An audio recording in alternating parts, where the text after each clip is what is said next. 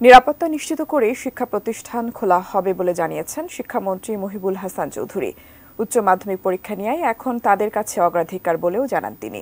কোটা সংস্কার আন্দোলনের সময় সহিংসতায় নিহত বাংলাদেশ ইউনিভার্সিটি অব প্রফেশনালসের শিক্ষার্থী মাহফুজুর রহমান মুগ্ধর পরিবারের সদস্যদের সান্ত্বনা দিতে গিয়ে একথা জানান শিক্ষামন্ত্রী।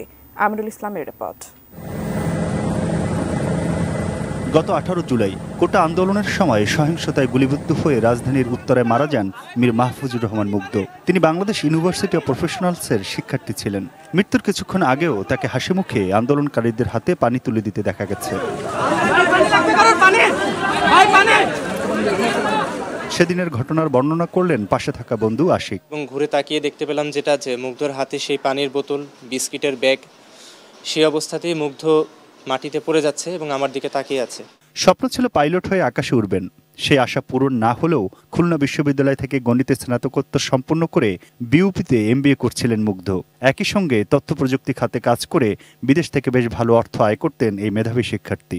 ও তো আমার শুধুমাত্র ভাই না, মানে আমার বন্ধু বলেন, বেস্ট ফ্রেন্ড বলেন, ভাই বলেন, সবই ও ছিল। ওর খুব ইচ্ছা ছিল বিমান বাহিনীতে জিডি পাইলট হিসেবে কাজ করবে। স্নিগ্ধ মুগ্ধর যমজ ভাই, দেখে মনে হবে আরেকজন মুগ্ধ। পরিবারের এখন চাওয়া মৃত মুগ্ধকে নিয়ে যেন কোনো রাজনীতি না করা হয়।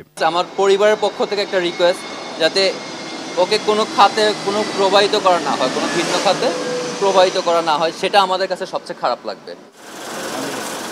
শনিবার দুপুরের পর মুগ্ধর পরিবারের সদস্যদের সান্ত্বনা দিতে উত্তরার বাসায় যান শিক্ষামন্ত্রী মহিবুল হাসান চৌধুরী ও সরকারের আরও 2 প্রতিমন্ত্রী ও একজন উপদেষ্টা।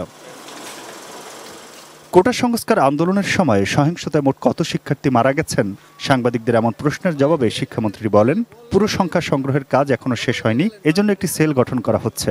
একাদশ দ্বাদশ শ্রেণীর যে পরীক্ষা, সেটা এই মুহূর্তে আমাদের পরীক্ষা কার্যক্রমটা চালিয়ে নেওয়াটাই হচ্ছে আমাদের এখন অন্যতম লক্ষ্য।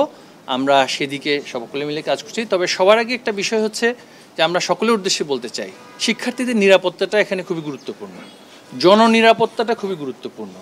সুতরাং আমরা কি আবারও এই ধরনের পরিস্থিতির মুখে পড়তে চাই, যেখানে এই যে একটা সন্দেহ এসেছে বা অনেক জায়গায় প্রমাণস্বরূপ দেখছি যে ঢাকার বাইরে থেকে বহিরাগতরা এসে নানান ধরনের ক্যাম্পাসে যে ধরনের তাণ্ডব চালিয়েছে, সেই ধরনের পরিস্থিতি আবারও হোক, সেটা তো আমরা কেউই চাই না। Aminul Islam, ATN news, Dhaka.